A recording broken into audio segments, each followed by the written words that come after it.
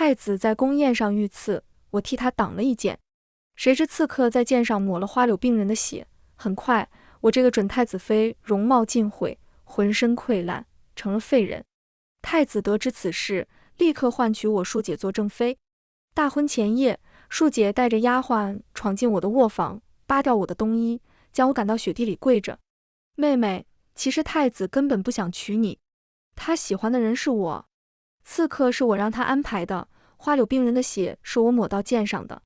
我知道妹妹对太子情根深重，一定会替他挡剑，所以你落的这个下场，纯属活该。我在刺骨寒风中恨得双眼通红。我拔下太子送我的金簪，狠狠戳进庶姐的脖子，随后咬舌自尽。再睁眼，回到了太子遇刺那天。我故作惊慌地躲开，眼睁睁看着刺客用剑捅穿太子的手臂。大家好，欢迎收看皮皮听书。来人啊！有刺客！我尖叫一声，躲进桌子底下。宫宴瞬间乱作一团，御前侍卫很快赶来，将那名刺客斩杀。南之，你身为准太子妃，理应护我周全，你方才为何不替我挡剑？太子脸色煞白，捂着伤口质问我。太子殿下，臣女胆小，难担太子妃的重任，不如今日就求陛下为我们解除婚约吧。我颤抖着从桌下爬出来，完全是被吓坏了的模样。太子咬了咬牙，努力挤出一个笑脸。罢了，此事不怪你，何苦因为这种小事解除婚约？我在心里冷笑，太子当然不敢和我解除婚约，毕竟我是镇国将军宋方的嫡女，只要娶了我，就等于娶了宋家20万大军。上一世，我替心爱的太子挡住那把抹了花柳病人血液的长剑，短短7日，我容貌尽毁，浑身溃烂，彻底沦为废人。太医来诊病后摇头叹息，这花柳之毒已经深入2小姐骨血，无药可医。我从此一蹶不振，打碎屋中的镜子，整日将自己关在卧房里垂泪。太子得知此事，来将军府看我，但他只是站在我卧房门口，假惺惺掉了几滴泪，赠我几只野山参，然后就去前厅向我爹提议，想换取我庶姐做太子妃。我爹有一个梦想，他想做皇亲国戚。如今眼看我这个嫡女废了，我爹果断答应太子的提议。自那天起，庶姐成了将军府人人争相讨好的对象，而我这个染上脏病的嫡女却日日吃着残羹剩饭，因为皮肉溃烂的剧痛和爱人背叛的痛苦，夜夜难眠。大婚前夜，庶姐带着丫鬟闯进我的卧房，她扒掉我的冬衣，又将我赶到雪地里跪着。妹妹，其实太子根本不想娶你，他喜欢的是我。可你是将军府的嫡女，从小就和太子定有婚约，我和太子这对真鸳鸯只好自谋出路。宫宴上的刺客是我让他安排的，花柳病人的血是我抹到剑上的。我知道你对太子情根深重，一定会替他挡剑，所以你如今落的这个下场，纯属活该。我跪在刺骨寒风中，恨得双眼通红。自从庶姐被父亲带回家，我一直拿她当亲姐姐对待，还告诫下人不许因为嫡庶之分苛待庶姐。我将太子视为未来的夫君，一心一意对他好，甚至豁出命去为他挡剑。谁知他竟与我的庶姐暗通款曲，他们为了携手白头，竟要置我于死地。我爹也是个狠心无情之人，他见我这个嫡女成了废人，竟将我的院门锁上，任我自生自灭。既然我不好过，那你们都别想好过。看着一脸得意的庶姐，我惨笑一声，拔下太子这个狗男人送我的金簪，狠狠戳进他的喉咙，随后咬舌自尽。宫宴结束后，我抹着眼泪回了将军府。庶姐宋北霜紧张地站在我的屋门前，她今早忽然嚷嚷胃痛，没去参加宫宴。见我哭哭啼啼地回来，她唇角一翘，又很快露出一副担忧的表情。妹妹怎么哭了？宫宴上出了什么事？我一脸惊恐地将她拉进屋里。太子遇刺了，刺客刺伤了他的手臂，他流了好多血，好吓人。宋北霜瞪圆了眼，朝我大喊：刺客的剑伤了太子，难知你那么爱太子，为何不为太子挡剑？我委屈地垂下头，我虽然爱他，可我害怕呀。我当时吓得钻到桌子底下，侍郎长女和平宁郡主都看见了，他们出宫时还笑话我。亏你还是将军的女儿，竟如此害怕刀剑，可我就是怕嘛。宋北霜这才意识到他的反应不对，立刻抢笑着找补。好妹妹，你别怪姐姐刚才对你说话大声，再过10日就是你和太子的大喜之日。听说那是青天剑算出的黄道吉日，姐姐是怕太子受伤，误了吉时。我含泪一笑，难知不怪姐姐。宋北霜勉强挤出一个难看的笑容，魂不守舍地走了。等他的脚步声消失，我从嫁妆箱子里取出一只价值万金的镯子，当着贴身丫鬟翠微的面，用力砸在地上。翠微吓得脸都白了。二小姐，您在干什么？这可是老夫人的祖传宝镯，特意为您添装的。我踢开一片碎镯，语气平静。翠微，你去告诉祖母，就说她为我添装的翡翠镯子被姐姐看中了。我不给，姐姐非要抢，镯子在争执中摔碎了。翠微愣了愣，梗着脖子瞪我，奴婢不会骗人，镯子分明是二小姐自己砸的。我的眼里划过一抹冷意，上一世翠微被宋北霜收买，做了她的眼线，我的一举一动都被翠微汇报给宋北霜。但凡我和太子有些暧昧，翠微就想办法将我支开。我新买的衣裳首饰经常失踪，后来我才知道，是翠微将它们拿给了宋北霜，好让宋北霜打扮的珠光宝气和太子私会。而我卧病在床时，翠微只给我吃残羹剩饭，还经常怂恿我吞金、上吊、投河。我狠狠地扇了翠微一耳光，厉声怒喝：吃里扒外的东西！别以为我不知道金铺新送来的红宝石头面被你拿给了宋北霜。翠微，我待你不好吗？你弟弟生病时，我给你3倍月银，你说过年想陪陪家人，我给你放半个月假。我还说，只要我成了太子妃，就给你寻一个家境优渥的侍卫，让你风风光光嫁过去做正妻。你是祖母给我的丫鬟，但在你进我院门那天，祖母就把你的身契给了我。你如果不做我的中仆，我现在就把你卖给商人做妾。翠微从未见过我暴怒，她吓得泪流满面，跪地磕头。奴婢错了，大小姐总是蛊惑奴婢，说她才是太子真正的心上人，她才是未来的太子妃。是奴婢鬼迷心窍，信了她的话。求二小姐不要将奴婢卖给商人做妾，奴婢今后只听二小姐的话。我摆摆手，你去跟老夫人告状吧，至于你未来会做商人妾还是侍卫妻，看你表现。翠微连滚带爬出了门，不到一盏茶的功夫，祖母就怒气冲冲地压着宋北霜来到我院里。难知，听说这个青楼女子生的贱丫头把我给你的宝镯摔了。我此刻正跪在一地碎镯前，哭得满脸泪痕，万般委屈。祖母，姐姐想要宝镯，我不愿意给，姐姐非要抢。你少在这里血口喷人，我根本没碰过镯子。宋北霜已经气疯了，她尖叫着打断我。我哭得更可怜了，姐姐，今天我刚从宫里回来，你就来我屋要镯子，镯子碎掉后，你魂不守舍地逃走了，下人们都能作证。翠微这丫头也能证明是你摔了祖母的宝镯。祖母皱眉看着翠微，此事当真？我瞥了一眼翠微，翠微浑身一颤。奴婢亲眼看见大小姐抢了二小姐的镯子，是大小姐没拿稳，摔了镯子。祖母信了，毕竟翠微是从她屋里出来的丫鬟。宋北霜还想辩解，却被祖母的叹息声打断。粗手笨脚又贪心不足，果然跟你那个娼女娘一样讨厌。来人，把这个孽障给我关进祠堂。还有10天就是南枝和太子的大喜之日，宋北霜，这些日子你就在祠堂禁足吧。几个婆子用碎布堵住宋北霜的嘴，将她拖了出去。祖母心痛地望了一眼地上的碎片，这可是我们杨家的祖传宝镯，价值万金，世间罕有罢了。南枝，等你嫁给太子，一定能得到更好的镯子。我红着眼，依偎在祖母怀中。将军府中只有祖母真心待我。上一世，祖母听说我感染花柳病，却无药可医，竟然急火攻心，中了风，不到半月就去了。这一世，我一定让伤害我和祖母的人付出代价。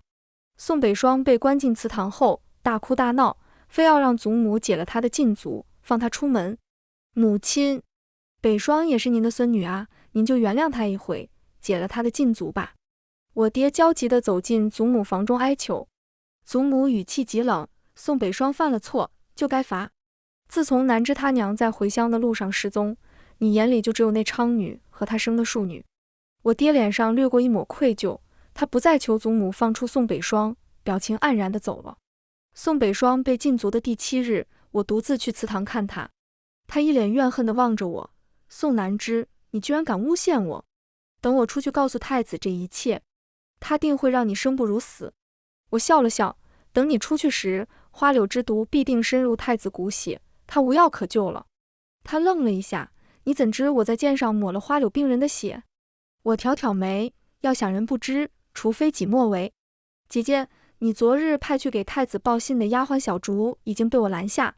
原来你只跟太子说了你在剑上涂了使人毁容的毒药，却并没有告诉他那毒药其实是花柳病人的血。可惜你千算万算，还是没算到我不肯替太子挡剑。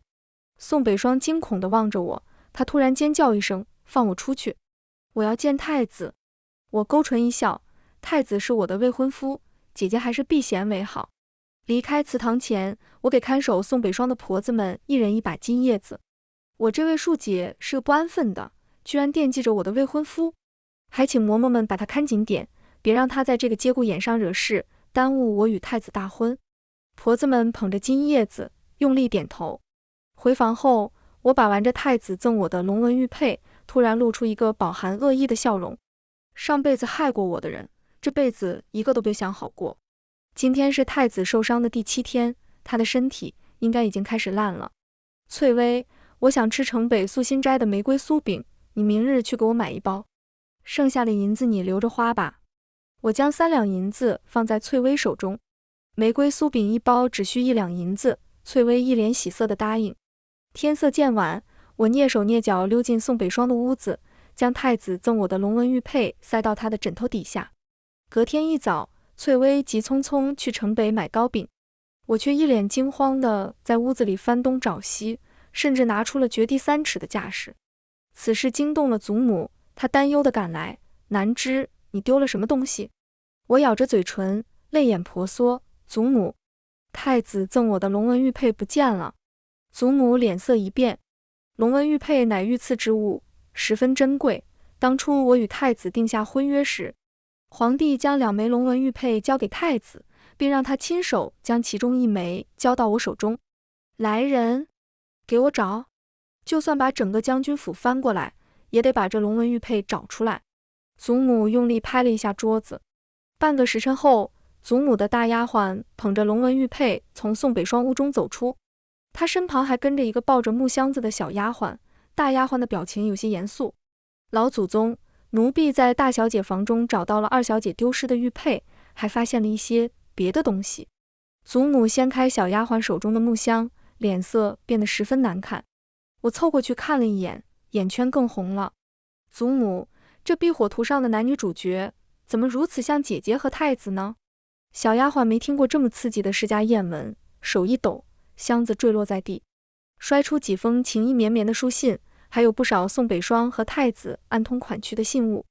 我俯身捡起那些信物，哭得几乎昏死过去。祖母，南知不嫁了。太子爱的人是姐姐，南知就算嫁给太子，也注定没有好日子过。祖母连忙为我拍背顺气，满眼都是怜爱与心疼。我抽抽搭搭地抹着泪，又装模作样地惊呼一声：奇怪，我新做的红宝石头面为何在姐姐的箱子里？我说，怎么前几日满屋都找不到？祖母的眼神愈发阴沉。查，这件事不难查，很快管家就查出是翠微偷偷拿走我的衣服首饰，讨好宋北霜。祖母失望地叹了口气，南知，翠微就交给你处理，一仆侍二主这种事，我见了就犯了心。日暮时分，天空艳红如血，翠微披着一身残阳，抱着玫瑰酥饼，笑嘻嘻奔来。2小姐，素心斋那里排了长队，奴婢等了好久才买到呢。我拿起1枚玫瑰酥饼送入口中，将今日之事说给她听。翠微的脸一点点变得惨白，她痛哭流涕，跪倒在地。2小姐，您是不是从开始就没打算原谅我？我咽下玫瑰酥饼，满口芬芳，我身边容不得不忠之人。翠微失魂落魄地落泪，我用指尖挑起她的下巴。翠微，我替你寻了个由商做夫君，又为你备了10两银子做嫁妆，听说那位游商的正妻是户部侍郎的庶女，她最见不得丈夫往后院塞女人。听说上一位美妾进门后，被正妻折磨得生不如死。你也别想着跟哪位主子告状，说我当初诬陷了宋北霜。毕竟你偷我东西，讨好他这件事证据确凿，所有人都觉得你和他才是一根绳上的蚂蚱。我劝你老老实实等着出嫁，我已经要来了你娘和你爹的卖身契，你也不希望看到他俩出事吧？翠微彻底绝望，登时瘫软在地。我站起身，把剩下的玫瑰酥饼递给新来的贴身丫鬟金贵。我听祖母说你喜欢玫瑰味的点心，这些都赏你了。宋翠微上了粉色小轿后，我就躲在卧房里垂泪，活脱脱一个被负心汉伤透心的可怜人。祖母来劝了几次，每次都撞见我寻死觅活，大喊退婚。父亲一心想做皇亲国戚，他当然不会同意我与太子退婚。在我又一次闹着吞金自杀时，他冲进我的卧房，扇了我一耳光。宋南之，你闹够了没有？世间男子三妻四妾是寻常事，何况是太子？等太子登基，注定要后宫佳丽3000人，你应该尽早习惯这一切。从那天起，我开始绝食，整日虚弱地躺在床上，整个人硬生生饿瘦一圈。丫鬟金贵出身陋巷，京城乞儿的头领是她儿时的玩伴。有了乞儿们的帮助，将军府这桩庶姐和嫡妹的未婚夫偷情的艳闻火速传遍京城大街小巷。皇帝觉得十分丢脸，把太子喊到金銮殿里骂了一下午。但太子已经顾不上婚约了，因为他烂掉了。花柳之毒如今已经彻底占据太子的身躯，他和我上一世一样，浑身上下长满烂疮，血肉模糊，脸上也爬满红斑，轻轻一戳就会冒出一股淡黄脓水。但是太子不敢让皇帝知道这件事，毕竟皇帝不会让一个患有花柳病的皇子继承大统。他硬撑着病躯上朝，用厚厚的胭脂水粉遮掩红斑烂疮，用香料熏染衣袍，遮盖身体腐烂的臭气。听说站在太子身边的3皇子和5皇子上朝时都快被熏晕过去了。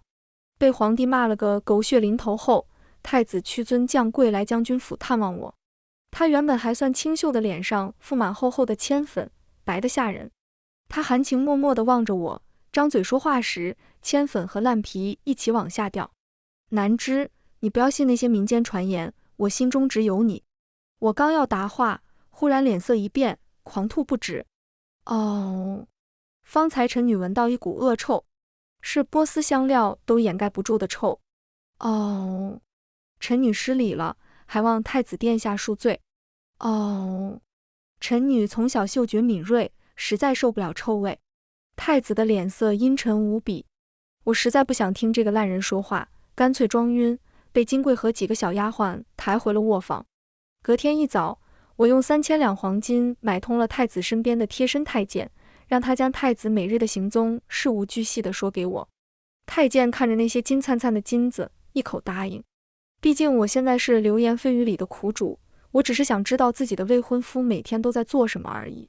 至于我为何能拿得出3000两黄金，只因我外祖父家大业大，他可是江南首富，财力惊人。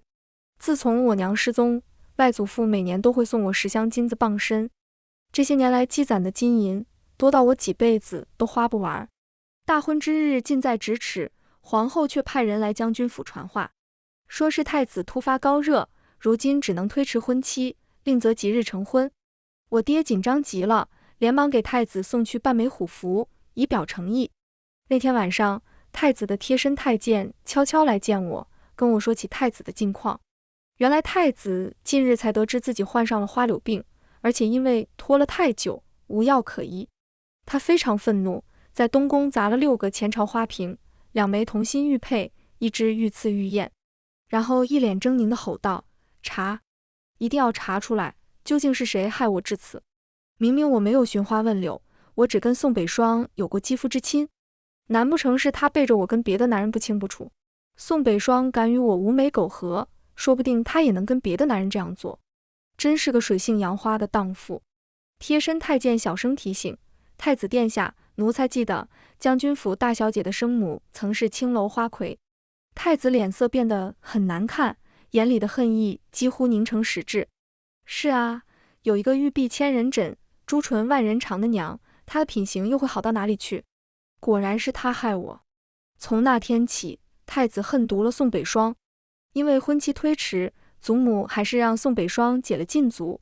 宋北霜离开祠堂那日，我病倒了，从太医到民间名医诊治了个遍，最后得出结论，二小姐患了心病。心病唯有心药能医。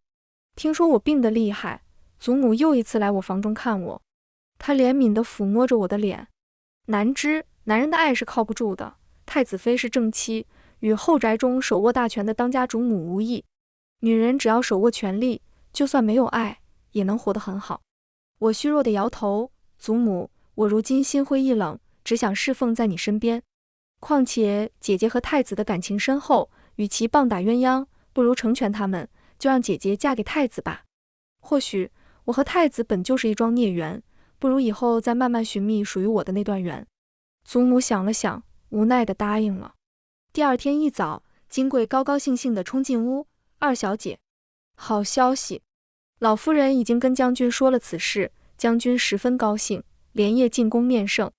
如今已经拿到了太子和大小姐的赐婚圣旨，还说等太子退烧就举办婚礼。我露出一个发自内心的笑容，太好了，金贵，快给我准备早膳，多做几道肉菜。这些天我装病装得快饿死了。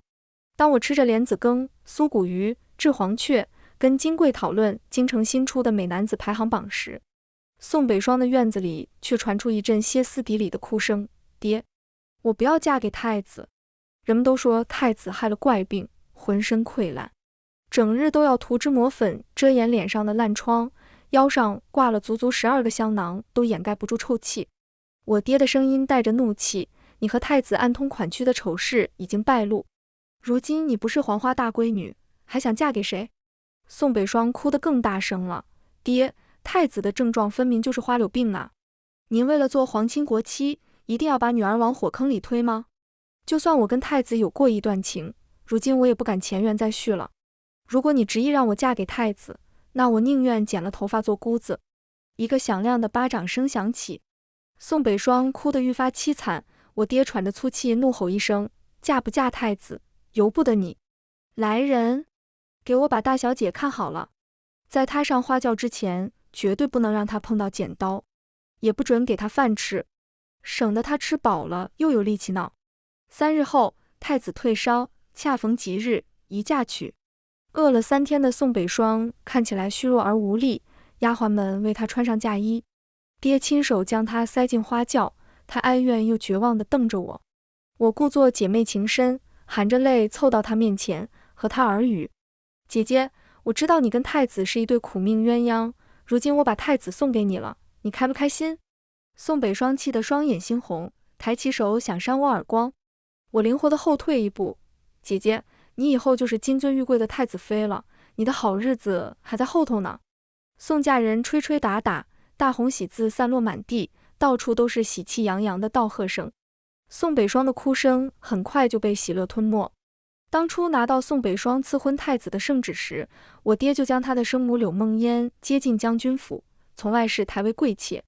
毕竟太子妃的生母是个外室，这件事传出去不好听。柳姨娘却整日哭哭啼啼，埋怨父亲明知太子害了怪病，还要将宋北霜嫁给太子。父亲起初还因为卖女求荣而心怀愧疚，每次柳姨娘哭闹，他都温声细语的安抚。可是哭闹的次数多了，父亲开始厌烦柳姨娘的眼泪，不再进他的院子。3朝回门，宋北霜脸色惨白地站在太子身旁，太子一直紧紧挽着姐姐的手臂。人们纷纷称赞太子和太子妃伉俪情深，是一对恩爱璧人。我用熏了香的帕子紧紧掩住口鼻，几日不见，太子烂得更臭了。家宴吃到一半，宋北霜忽然抓住我的手腕，我手中的那杯酒瞬间洒满他的衣裙。哎呀，好凉，妹妹可否陪我去换身衣裳？我只好扶着宋北霜去偏院更衣，谁知一进门，他就跪在我面前哀求：难知，我求求你，快替我寻个大夫。太子根本不听我的解释，他强迫我和他圆房，害我染上花柳病。他不肯让我见太医，非要让我和他一起烂掉。若是我现在求医问药还来得及治好，我冷笑一声，姐姐，你当初在刺客的剑上抹花柳病人的血时，有没有想过我如果挡了那一剑，我会是什么下场？他双眼通红地抓紧衣领，你不是没挡吗？你现在不是好好的吗？你为何这么记仇？我可是你姐姐啊，你就这样见死不救吗？我将一套新做的蜀锦长裙扔给他，然后转身离开，自作孽不可活。宋北霜在我身后哭得绝望无比。既然他们想踩着我的尸骨实现一生一世人，那这辈子我主动退出，让这对双双患上花柳病的鸳鸯锁死一辈子。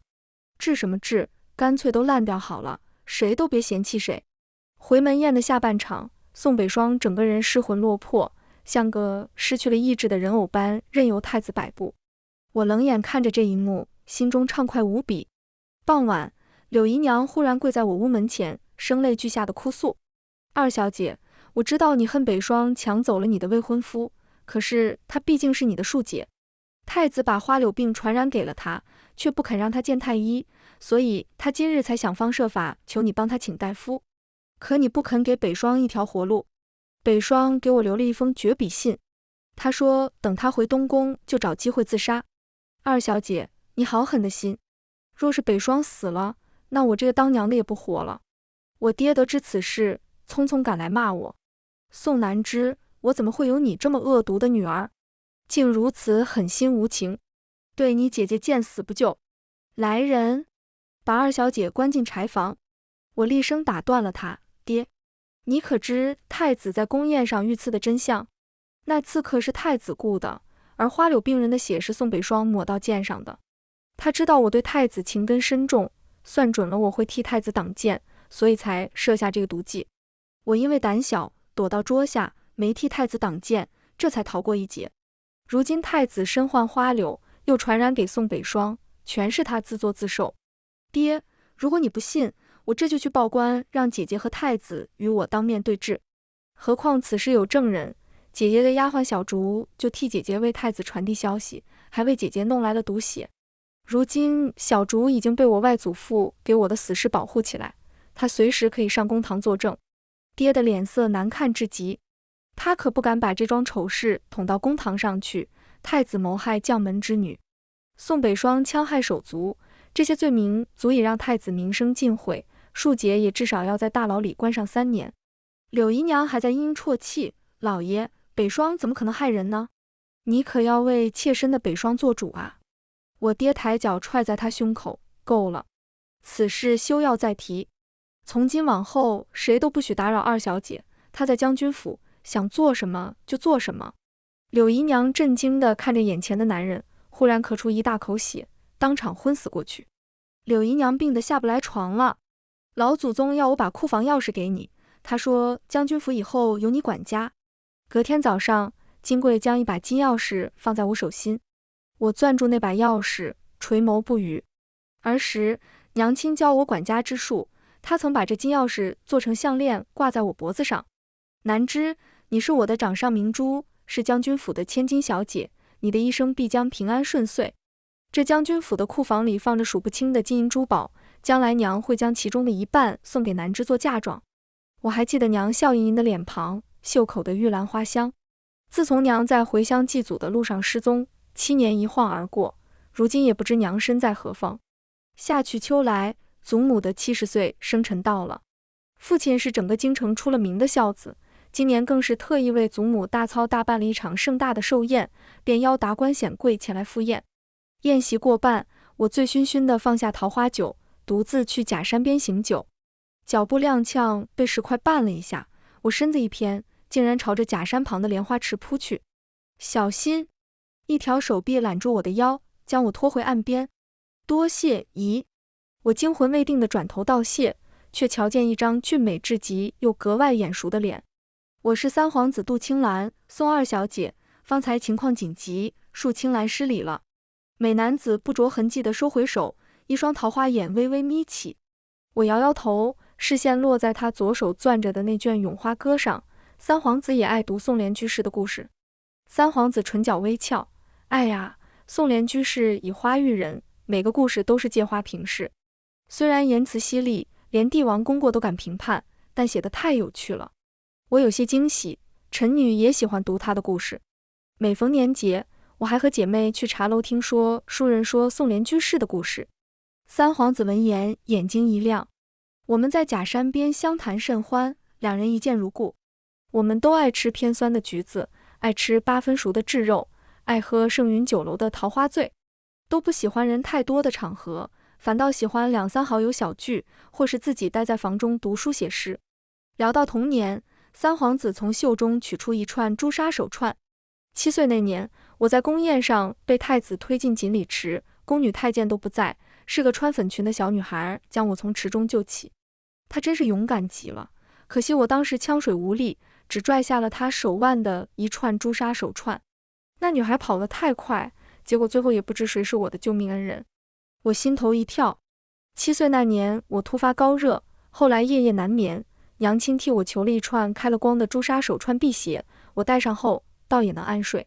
中秋那晚，爹带我进宫赴宴，我偷偷溜出宴席，满宫乱逛，竟然在锦鲤池旁就下一个快淹死的男孩。不过我当时救下他的原因只有一个，他长得太可爱了，粉雕玉琢，像仙人座下的童子。我怕被我爹责骂，做完好事就跑了，也没顾上要回那串朱砂手串。宫里的嬷嬷撞见我浑身湿透，为我换了一身衣裳。殿下，这朱砂手串的每颗珠子上都刻着不同的莲花图案，绳子是染成红色的牛皮所制，对吗？我轻声说。三皇子怔了怔，旋即一脸惊喜地看着我，他眼里忽然多了几分恋慕。二小姐，三皇子今早来提亲了，他说您是他命中注定的太子妃，听说皇帝已经准了这门婚事，老爷十分高兴。金贵嘹亮的声音赶走了我残存的睡意。出门一瞧，满院都是三皇子送来的箱子，里头装着珠宝古玩，价值连城的西域贡品，还有几十匹昂贵的布料。我揉了揉眉心，嫁给他也好，毕竟有儿时的缘分，他看我的眼神也算情真意切，祖母也不必再为我的婚事操心。钦天监算出冬至那日是黄道吉日，出嫁那天大雪纷飞，我披着红狐裘从花轿走出，在权贵重臣的见证下，成了三皇子府唯一的女主人。后来听金贵说，我大婚那日，宋北霜在东宫砸了16个花瓶，还用护甲刮花了一位侍妾的脸，那侍妾是太子近日的新奸宠。太子因此十分愤怒，狠狠扇了宋北霜一耳光，居然把他烂到摇摇欲坠的鼻子扇掉了，露出好大一个血窟窿。这桩血腥的家事很快传出了东宫。去给宋北霜诊治的太医是铁面无私的何太医，他年轻时被皇帝救过一命，只效忠皇帝一人。听说何太医将宋北霜的惨状、太子身患花柳病的情况全部告知了皇帝。皇帝对太子失望至极，当晚就召见太子，如今脂粉都掩盖不住太子的烂疮，他甚至不敢踏入金銮殿内，最后是4个小太监将他硬拖到了龙椅前。据说皇帝被烂到发臭的太子熏得呕吐不止，当场昏迷。那天香炉里龙涎香的用量比平时多了5倍。翌日清晨，虚弱的皇帝下了2道圣旨，第一道是将太子废为庶人，另一道旨意则是将三皇子立为新太子。皇帝毕竟年纪大了，昨晚又急火攻心，下完这2道圣旨后竟驾崩了。天下缟素，新帝登基，直到金贵为我换上皇后的吉服，戴上珠光宝气的凤冠，我才意识到这一切不是梦。父亲怕失势的废太子牵连到他，竟然将手里剩下的半枚虎符送给了我。从此以后，父亲成了手里无兵的虚名将军。废太子怕死，将父亲曾经送给他的另外半枚虎符献给了三皇子。一个无兵无权、烂到发臭的废人，的确不足为惧。三皇子大手一挥，赏了废太子贤王的封号，将他和宋北霜一起送到了京郊的庄子上软禁。3个月后，废太子死了，是宋北霜动的手。谋害皇室成员的罪名会让宋北霜死得很惨，他被拖进天牢，5日后将受车裂之刑。行刑前夜，我去天牢看他。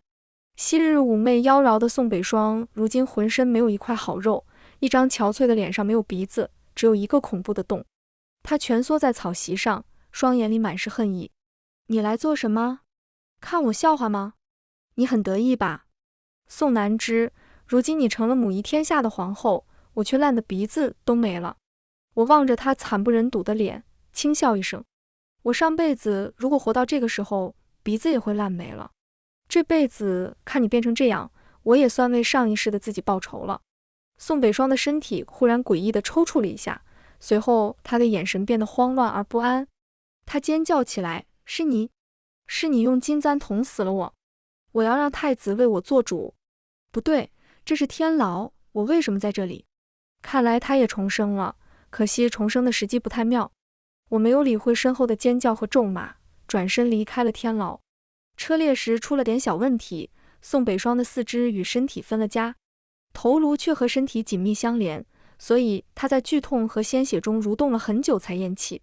柳姨娘被我的宫女逼着看完了整个行刑过程，听说她回将军府后没哭没闹，但是我爹去安慰她时，她将一把匕首送进了我爹的心窝。幸好太医抢救及时，我爹保住一条命，但余生只能卧床休息。在我成为皇后的第5年，我在京郊的白鹿寺为小皇子上香祈福，遇到了一位满身玉兰香的女方丈。她的眉眼染上岁月的风霜，眼神却一如既往的温和。你长大了。我的眼圈红了。这些年您过得好吗？女方丈转过脸去，声音有一丝哀伤。尘缘未断时，我本是富商之女，年纪轻轻就看遍天下繁华。我曾有一位战功赫赫的夫君，在我女儿10岁那年，夫君才告诉我他在外面养了一位艳绝京城的花魁，早在我之前就和他生下了一个女儿。